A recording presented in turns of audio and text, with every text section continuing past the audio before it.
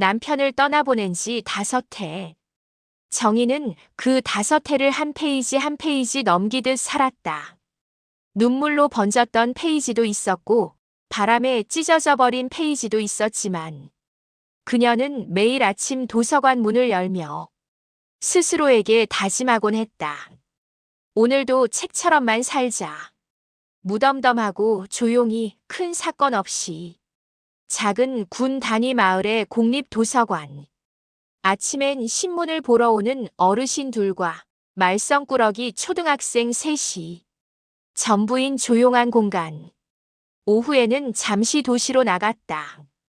다시 돌아온 청년이 늘 한자리에 앉아 노트북을 펴놓고 무언가를 타이핑했다.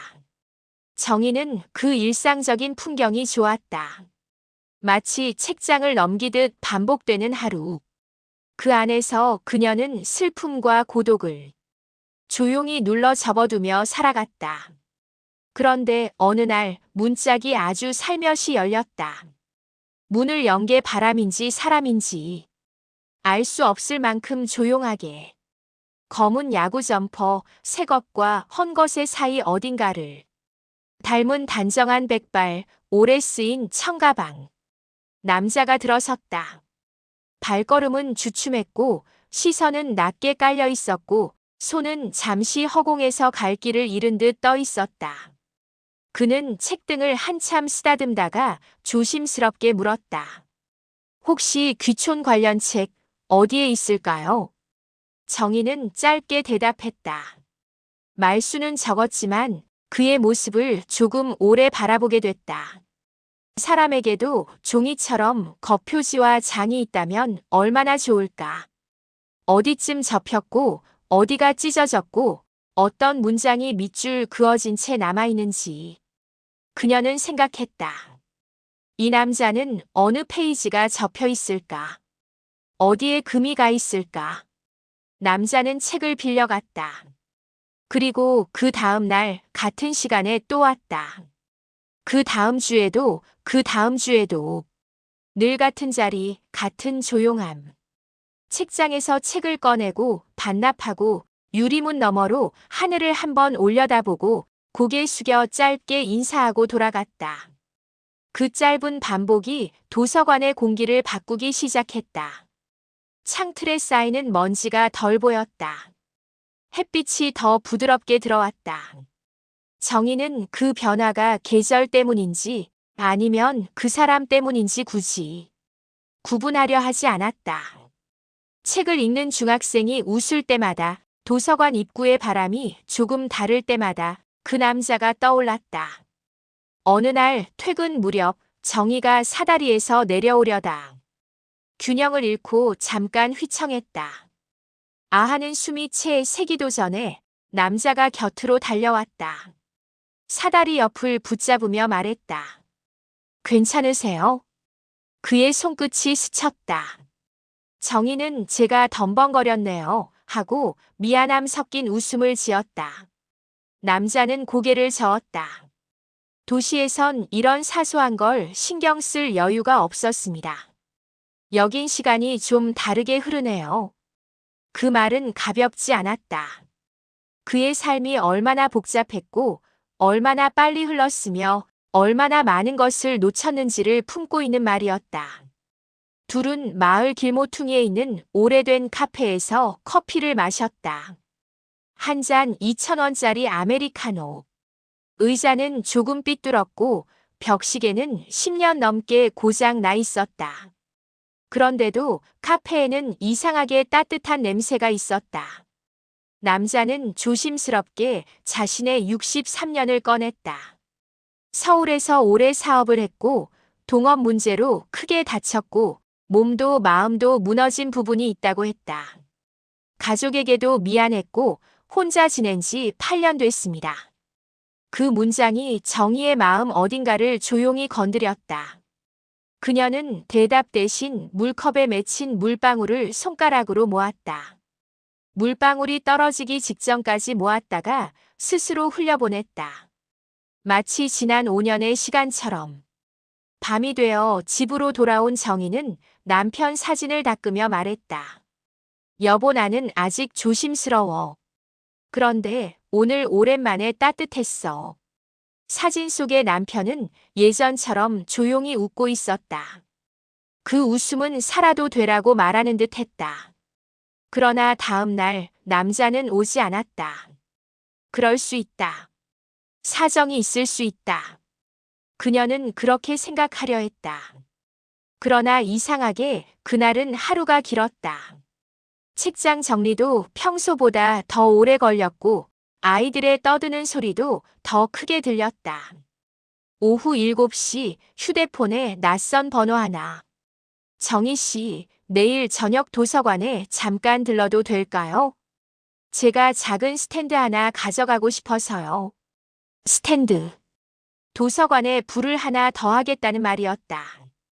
그 말은 언뜻 사소했지만 그녀의 마음에 오래 남았다. 빛은 언제나 조용히 들어와 자리를 잡는다. 사람의 마음도 그렇다면 좋을 텐데. 정희는 휴대폰을 내려놓고 창밖을 보았다. 어둠 속에서 새 한 마리가 날아갔다. 그제야 알았다. 어둠에도 새가 지나는 길이 있다는 것을. 엔딩 크레딧처럼 마을의 하루가 다음 장을 준비했다.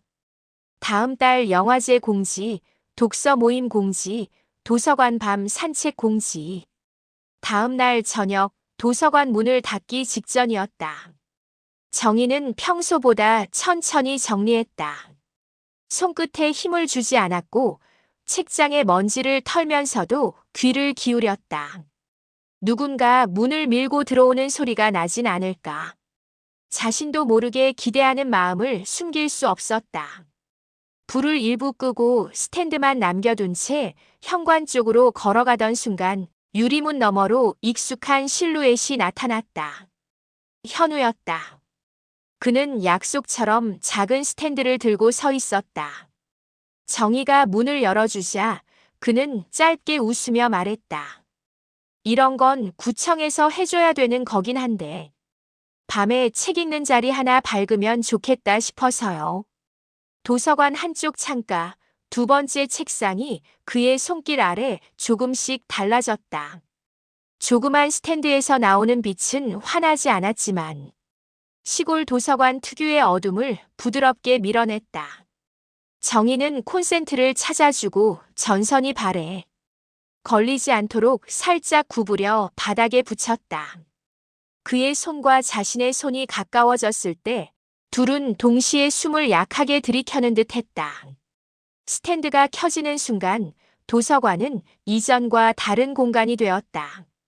그저 종일 조용하고 약간은 추운 곳이 아니라 누군가가 여기서 머물러도 좋다고 말해주는 듯한 공간이 되었다. 스탠드 불빛 아래에서 책을 읽는 사람들은 다음 날부터 조금씩 늘기 시작했다. 퇴근 후 요양보호사 시험을 준비하는 50대 여성은 이곳이 집보다 더 집중이 잘 된다고 말했다. 중학생은 밤에 공부할 데가 없다며 고정석처럼 앉기 시작했다. 심지어 늘 말없이 신문만 보던 어르신. 둘도 스탠드 쪽으로 자리를 옮겼다. 정희는 오랜만에 누군가에게 필요한 사람이라는 감정을 느꼈다. 책을 권해주고 자리를 안내해주고 아이가 잃어버린 필통을 찾아주고 사람들의 이야기를 듣는 일은 예전엔 당연했지만 남편을 잃은 뒤로는 오래 닫아두었던 영역이었다. 하지만 스탠드에 빛이 들어오자 도서관뿐 아니라 그녀의 마음 한구석에도 작은 불씨가 켜진 듯 했다. 어느 저녁 갑자기 비가 쏟아졌다. 우산 없이 온 중학생이 난처해하며 창가에 서 있었다. 집까지 걸려면 15분. 비가 그칠 기미는 없었다. 그때 현우가 조용히 우산을 아이에게 내밀었다. 이것 써. 집까지 멀지 않지? 아이는 당황해서 물었다. 그럼 아저씨는요? 나는 젖어도 돼. 그 말은 가볍게 들렸지만 정희는 그 속에서 다른 무게를 느꼈다. 젖는 삶을 오래 살았던 사람만이 할 수 있는 말. 누군가 대신 젖어주는 삶을 살았던 사람. 정희는 창밖 빗줄기 사이로 그 말이 오래 울리는 느낌을 받았다. 비는 계속 내렸고 현우는 아무렇지 않게 걸어나가 빗속을 천천히 걸었다. 등이 젖는 것을 신경 쓰지 않는 자세는 오히려 단단해 보였다. 정희는 문득 생각했다. 저 사람은 어떤 시간들을 지나 여기로 온 걸까? 마을 장터가 열리는 날 도서관은 홍보 부스를 맡았다. 마을 사람들에게 중고서적을 나눠주고 북마크 만들기 체험을 제공하는 작은 행사였다. 현우는 새벽부터 천막을 설치해 주었다. 비닐을 팽팽하게 당기고 전선을 테이프로 붙이고 아이들의 북마크 이름을 예쁘게 적어주었다. 그의 손이 쉬는 시간은 거의 없었다. 누가 시키지도 않았는데 모두가 필요할 때마다 그는 이미 그 옆에 있었다. 정희는 부스 뒤에서 그를 바라보았다. 그의 손이 움직일 때마다 마음 깊은 곳에서 고장난 나사 하나씩 풀리는 것 같은 느낌이 들었다. 오후가 지나고 장터가 거의 끝날 무렵 사람들은 하나둘 집으로 돌아갔다. 그런데 두 사람만은 마지막까지 남아 쓰레기 봉투를 묻고 있었다. 어둠이 내려오자 현우가 말했다. 오늘 사람들 정말 즐거워하더군요. 정희도 고개를 끄덕였다. 스탠드 덕이죠. 그 빛 때문에 사람들이 도서관으로 오기 시작했어요. 그는 웃었다. 빛은 누가 켜냐가 중요하죠. 전 그냥 가져오기만 했습니다. 그 말에 정희는 잠시 말을 잃었다. 책장 사이로 불어오는 저녁바람이 둘 사이의 조용한 대화를 부드럽게 감싸고 있었다. 밤에 집으로 돌아와 정희는 남편 사진 앞에 앉았다. 집안은 늘 조용했다. 시계 초침 소리만 규칙적으로 흘렀다. 여보, 내가 이 사람과 커피를 한 잔 더 마셔도 괜찮을까? 사진은 대답하지 않았다. 하지만 정희는 그 침묵을 허락으로 받아들였다. 세상엔 말보다 깊은 침묵이 있다. 남편은 늘 그녀에게 그런 침묵을 주던 사람이었다. 그날 밤 그녀는 오랜만에 베개가 부드럽게 느껴지는 잠을 잤다. 며칠 뒤 마을 이장이 도서관에 들렀다. 장터 때 둘이 함께 일한 것이 화제가 된 모양이었다. 정희 씨 서울에서 내려왔다는 그분이랑 요즘 같이 다닌다던데. 말은 장난처럼 들렸지만 마을 사람들의 호기심은 언제나 가볍지 않았다. 하지만 정희는 미소로 넘겼다. 시골에서는 소문이 삶의 일부다. 숨을 들이쉬면 공기가 들어오듯 소문도 자연스럽게 들어오는 것이었다. 그날 오후 아들이 전화했다. 엄마, 요즘 무슨 소문이 돌던데. 귀촌하신 분이랑 가깝다던데 사실이야? 아들의 목소리에는 걱정과 통제와 책임감이 모두 뒤섞여 있었다. 정희는 잠시 말이 막혔다가 조용히 말했다. 가까운지 먼지 나도 잘 모르겠구나. 그냥 같이 도서관에 불을 켰어. 아들은 한숨을 쉬었다. 엄마 아빠 떠난 지 몇 년 안 됐잖아. 정희는 창밖을 바라봤다. 아들의 시간과 자신의 시간은 달랐다. 아들에게 5년은 금방이지만 정희에게는 하루하루가 또 다른 5년이었다. 전화를 끊고 난 뒤 그녀는 도서관에서 책을 정리하며 마음을 가다듬었다. 그때 현우가 조용히 문을 열고 들어왔다. 그는 언제나처럼 과거를 묻지 않는 사람이었다. 그것이 정희에게는 이상했다. 그래서 물었다. 현우 씨는 왜 제 과거를 묻지 않으세요? 그는 잠시 멈추었다. 책등에 손을 얹은 채. 물어보면 대답해야 되잖아요. 그는 부드럽게 말했다. 그리고 대답하는 동안 사람은 기억 속으로 들어가게 되죠. 저는 정희 씨가 지금 여기 있는 모습으로 충분합니다. 그 말은 정희의 가슴을 울렸지만 한편으로는 조금 두려웠다. 묻지 않는다는 건 혹시 자기 과거도 숨기고 있다는 뜻일까? 그러나 그 의문은 오래 지나지 않아 그의 솔직한 고백으로 풀리게 된다. 새벽. 정희는 휴대폰 진동 소리에 잠에서 깨었다. 서울에 다녀와야 합니다. 오래전 정리하지 못한 일이 있어서요. 사흘이면 돌아오겠습니다. 문장은 짧았지만 그 속에 오래된 상처의 그림자가 들어 있었다. 다음 날 도서관은 유난히 넓어 보였다. 사람이 한 명 비었을 뿐인데 공간의 온도가 달라졌다. 스탠드 불빛은 여전히 같은 자리를 비추고 있었지만 그 아래 앉는 사람이 없을 때 빛은 이상하리만큼 쓸쓸해 보였다. 정희는 그 사실을 처음 알았다. 빛도 혼자일 땐 외로울 수 있다는 걸. 사흘째 되던 날 그는 약속처럼 돌아왔다. 얼굴은 조금 수척했지만 눈은 단단했다. 잠깐 자리를 비워서 죄송합니다. 정희는 고개를 저었다. 도서관은 자리를 지키는 곳이지만 사람은 가끔 다녀와야 할 곳들이 있죠. 그는 잠시 망설이다가 조심스럽게 입을 열었다. 전 아내가 요양병원에 있습니다. 헤어진 사이는 아니지만 함께 살지 못합니다. 제가 떠난 건 아니고 붙들 수가 없던 시절이 있었습니다. 정희는 스탠드 불빛을 보며 천천히 고개를 끄덕였다. 상처 없는 사람에게 기대고 싶은 건 아니었다. 상처를 숨기지 않는 사람에게 기대고 싶었던 것이다. 그날 밤 정희는 남편 사진 앞에서 처음으로 완전한 문장을 말했다. 여보, 나는 살아있는 사람으로 살아볼게. 서울에서 돌아온 다음 날 도서관은 다시 익숙한 리듬을 되찾는 듯 했다.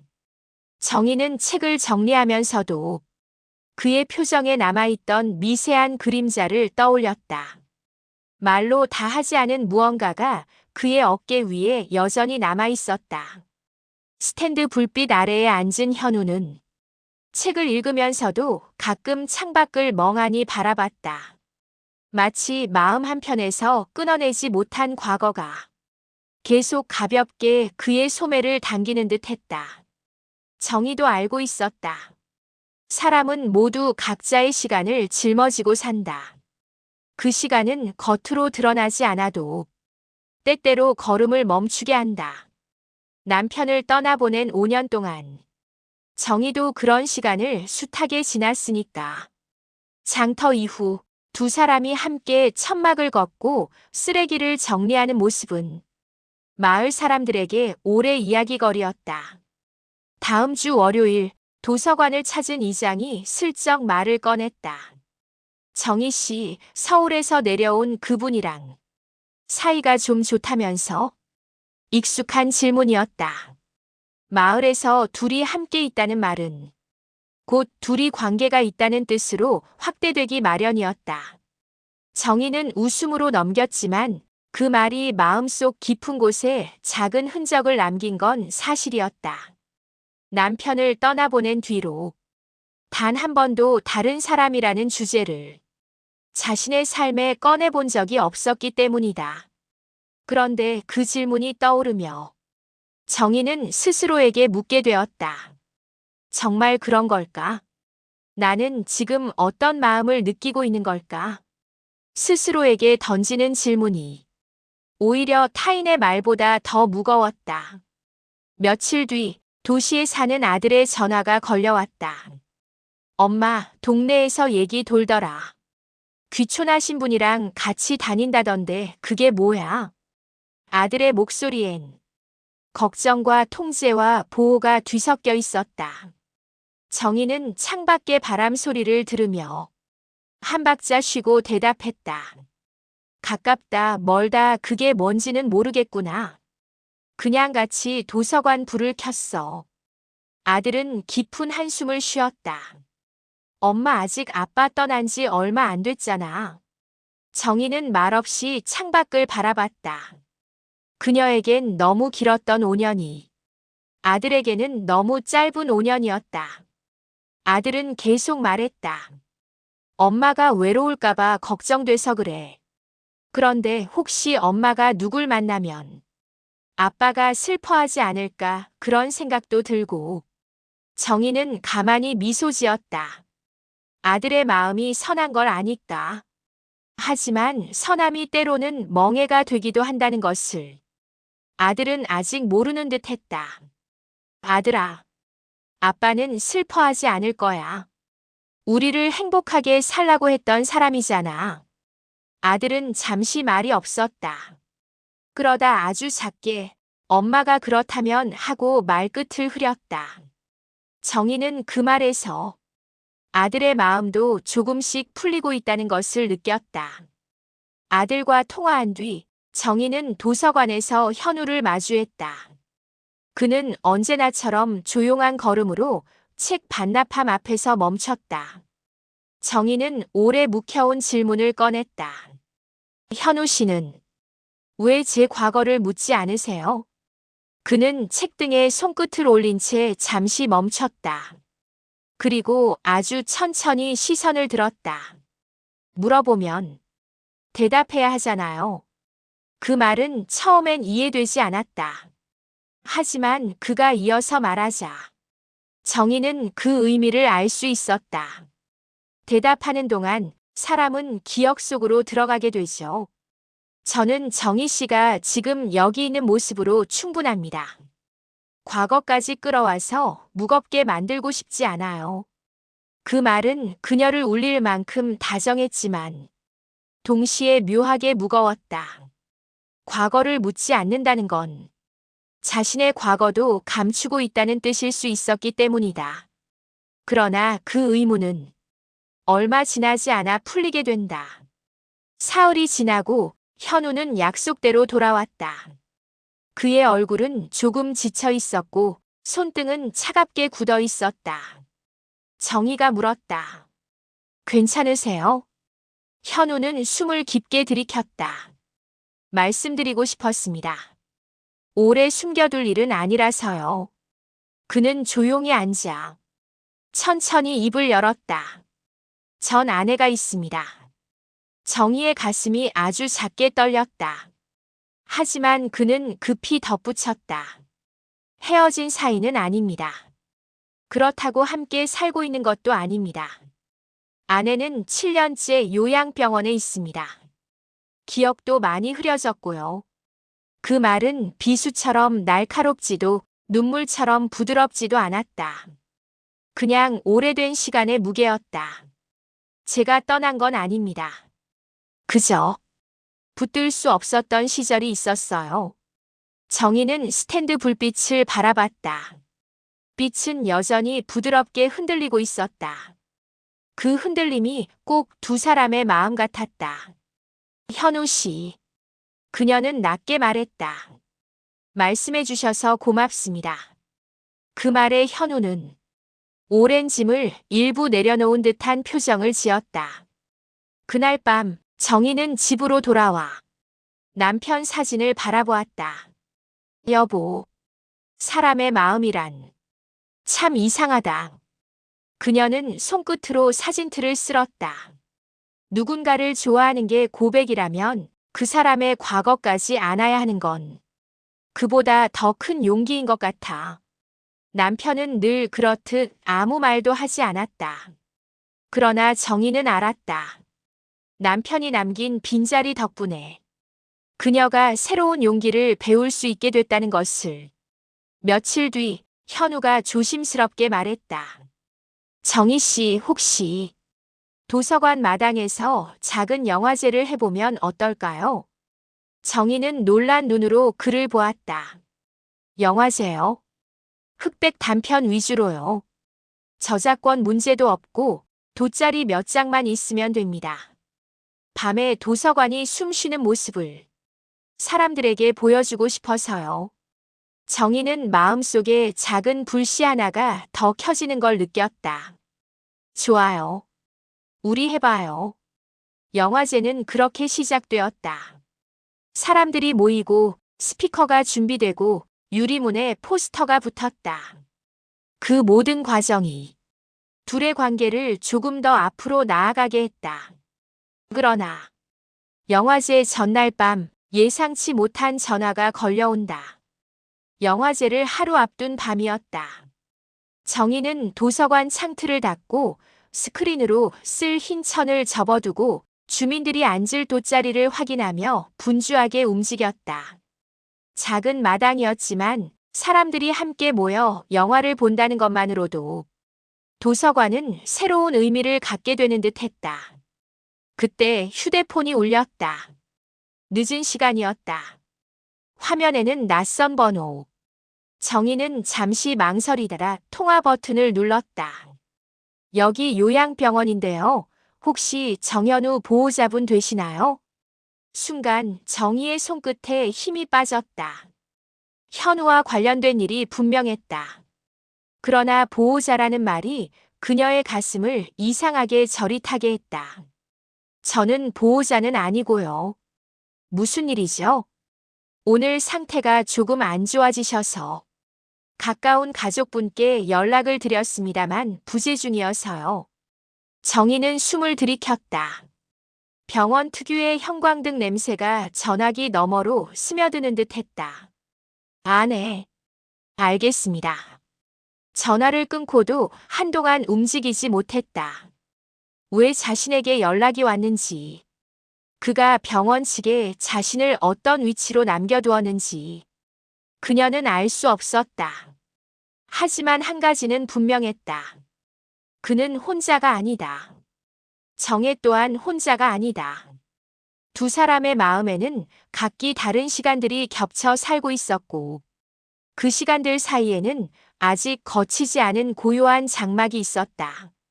다음 날 오전부터 비가 내렸다. 빗줄기는 굵지도 가늘지도 않은 계절의 중간쯤에 서 있는 비였다. 마치 오늘은 조금 조용하게 지내라고 말하는 듯 했다. 도서관 마당에 도착한 정희는 천막을 챙기고 스트링을 당기며 분주하게 움직였다. 잠시 뒤 현우가 비를 맞으며 걸어왔다. 머리카락은 이미 젖어 있었고 옷깃에서도 비 냄새가 났다. 비가 오네요. 그는 웃었지만 표정에는 깊은 피로가 묻어 있었다. 정희는 조심스레 물었다. 병원에서 전화 왔어요. 현우는 놀라지 않았다. 오히려 오래된 일기를 닫는 사람처럼 천천히 고개를 끄덕였다. 네. 몸 상태가 많이 좋지 않아서요. 가끔 의사 선생님께서 연락을 주십니다. 그의 목소리는 담담했지만 담담함 아래에는 오래 참고 버텨온 사람만이 지닐 수 있는 가라앉은 감정이 있었다. 정희는 무슨 말을 해야 할지 몰랐다. 위로는 얕았고 침묵은 너무 무거웠다. 결국 그녀는 작은 문장 하나를 내놓았다. 같이 갈게요. 언젠가. 원하신다면. 현우는 짧게 눈을 감았다. 그 짧은 눈감음 속에서 그는 고마움과 망설임과 두려움을 모두 담아냈다. 네. 그날이 오면 부탁드리겠습니다. 오후가 되자 비는 더 조용해졌지만 멈추진 않았다. 천막 위로 떨어지는 빗방울은 작은 북소리처럼 규칙적으로 울렸다. 그런데 놀라운 일이 벌어졌다. 마을 사람들이 우산을 쓰고 하나둘 모습을 드러내기 시작한 것이다.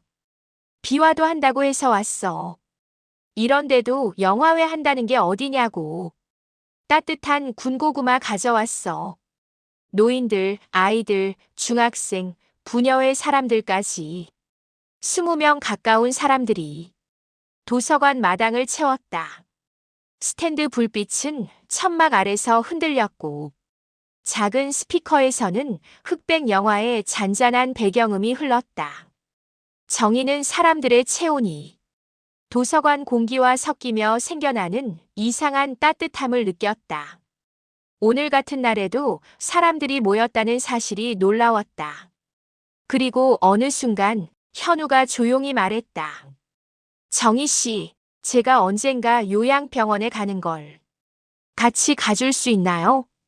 그 말은 단순한 부탁이 아니었다. 그의 제안은 과거와 현재를 잇는 다리를 정희에게 내민 것이었다.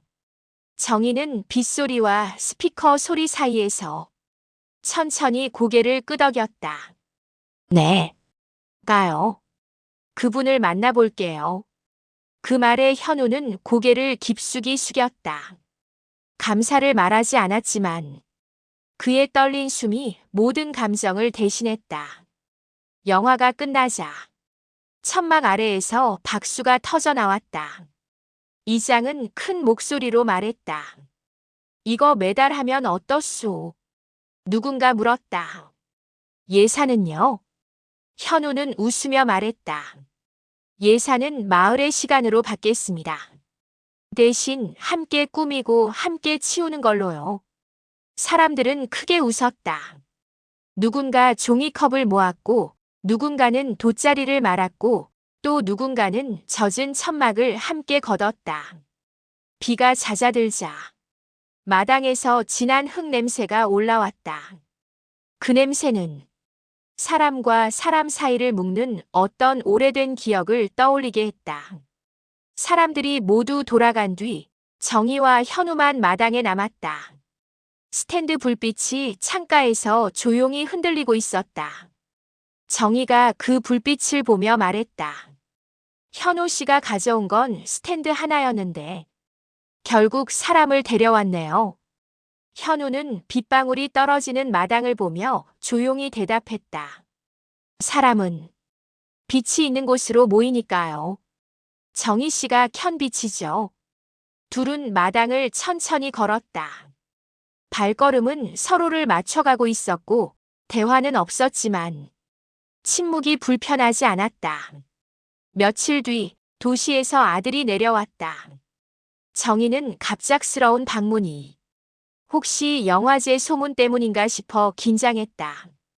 집에서 차를 마시며 아들이 조심스럽게 먼저 입을 열었다. 엄마, 내가 좀 급했나 봐.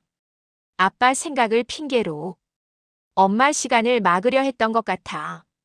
정희는 아들의 손등을 가만히 덮었다. 우린 서로 허락이 필요할 때가 있어. 근데 엄마는 이제 내 삶에 허락을 줄 수 있는 나이가 됐어. 아들은 천천히 고개를 끄덕였다. 그의 눈밑엔 미묘한 다짐이 스며 있었다.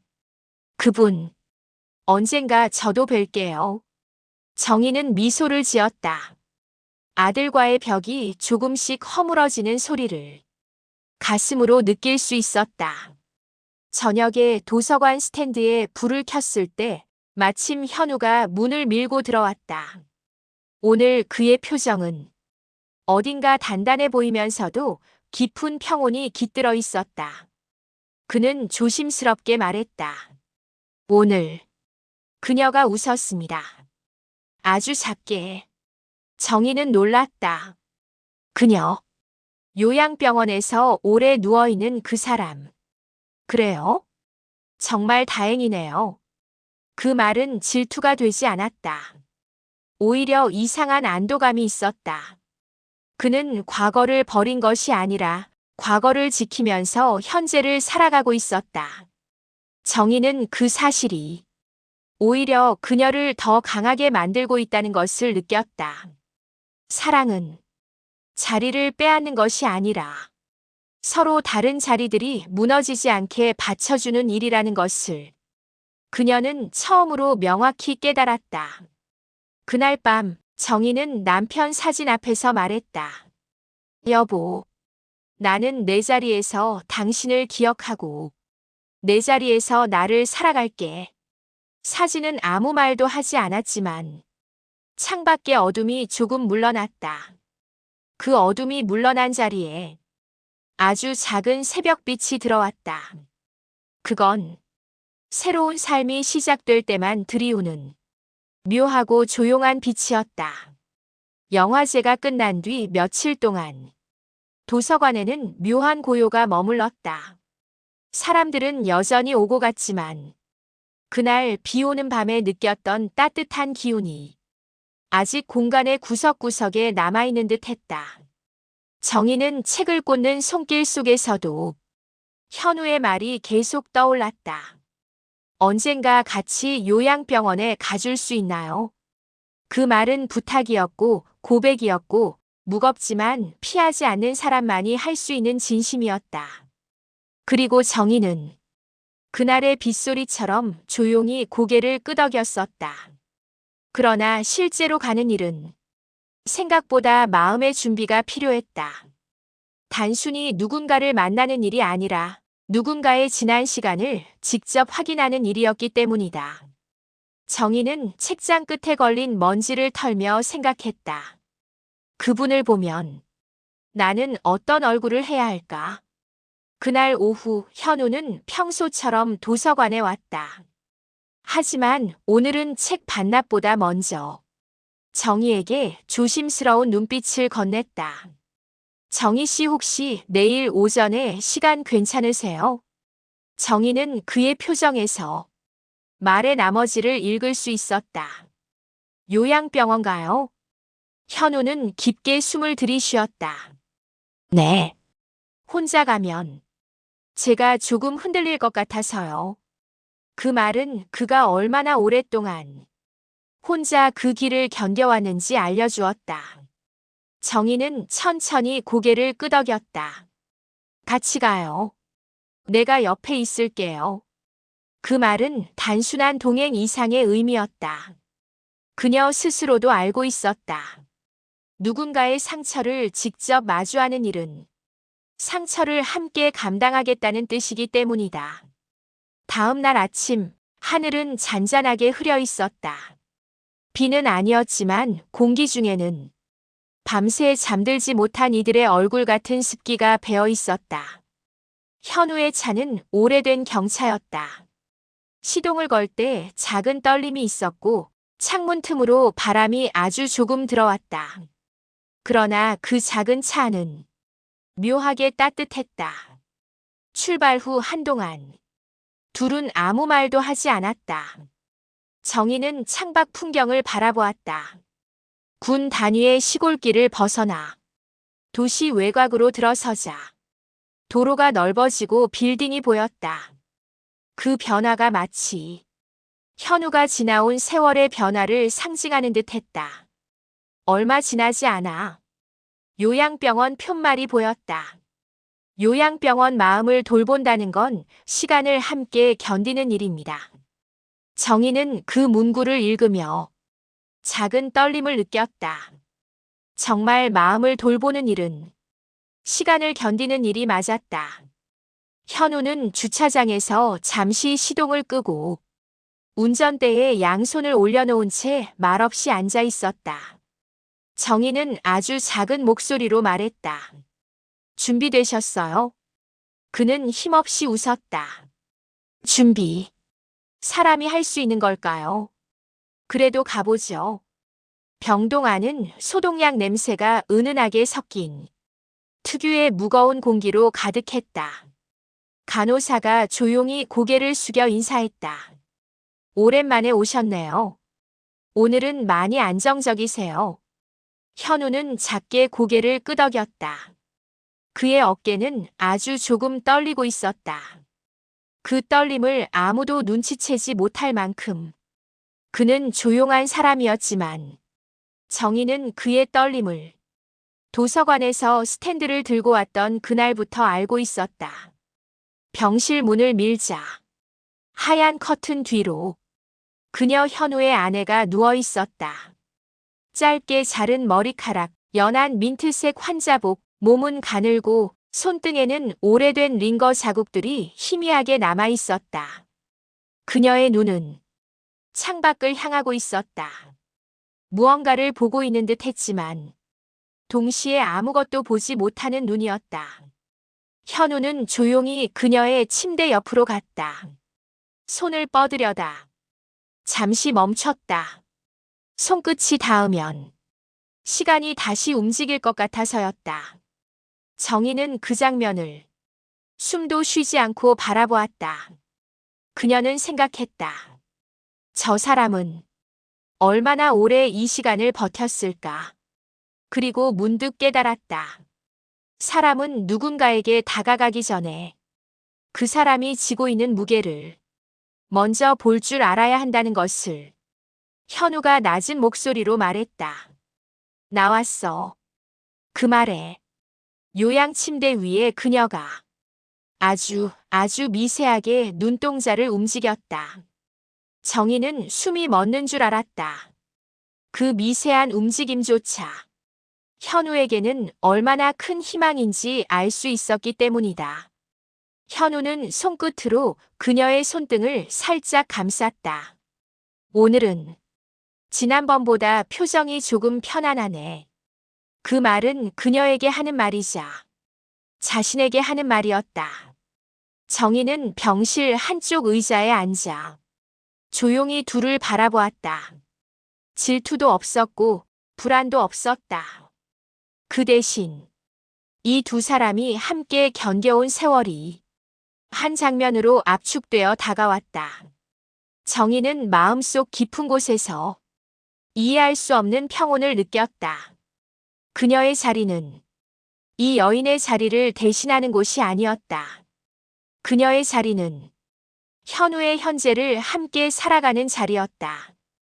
과거를 지우려는 사람이 아니라 과거가 있는 사람을 품어주는 자리. 그 사실을 깨닫는 순간 정희의 마음은 더 넓어지고 더 단단해졌다. 병원을 나오는 길. 현우는 한참 동안 말없이 걸었다. 정희도 아무 말하지 않았다. 둘 사이의 조용한 공기가 오히려 위로가 되는 날이었다. 차에 도착했을 때 현우가 말했다. 정희 씨, 정말 감사합니다. 정희는 고개를 저었다. 오늘 정말은 제가 더 감사해요. 그분을 보니 현우 씨 마음이 어떤지 조금 알 것 같아서요. 현우는 고개를 떨궜다. 목소리가 약해졌다. 제가 너무 많은 걸 잃어버린 사람처럼 보일까봐 두려웠습니다. 정희는 부드럽게 말했다. 잃은 사람이 아니라 견딘 사람이에요. 오래 묵묵하게. 그 말에 현우의 눈가가 살짝 붉어졌다. 그리고 정희는 그가 운전석에 타기 전 작게 말했다. 현우 씨, 저 여기 있어요. 사람이 많지 않은 인생이지만 당신 옆에 한 사람 정도는 있어도 되잖아요. 현우는 말없이 고개를 끄덕였다. 그 작은 고개 끄덕임 속에 수십 년의 외로움이 아주 조금, 아주 미세하게 풀려나가는 소리가 담겨 있었다. 도서관에 도착했을 때 시간은 이미 저녁이었다. 정희는 문을 열어 자동으로 켜지는 스탠드 불빛을 바라보았다. 마치 두 사람의 하루를 기다렸다는 듯 빛이 천천히 공간을 채웠다. 현우가 말했다. 저 불빛, 이제 제게는 집 같은 느낌입니다. 정희는 미소 지었다. 우리 둘의 빛이죠. 어디서 왔든 지금은 여기 있는 빛. 두 사람은 아무 말 없이 스탠드 앞에 잠시 서 있었다. 그리고 그 순간 둘의 마음이 서로의 고요 속에서 아주 천천히 그러나 확실하게 하나의 결로 이어지고 있었다. 사람들은 또 모일 것이고 둘은 또 자리 지킬 것이다. 사랑이라는 말 대신 서로의 시간을 지켜주는 방식으로.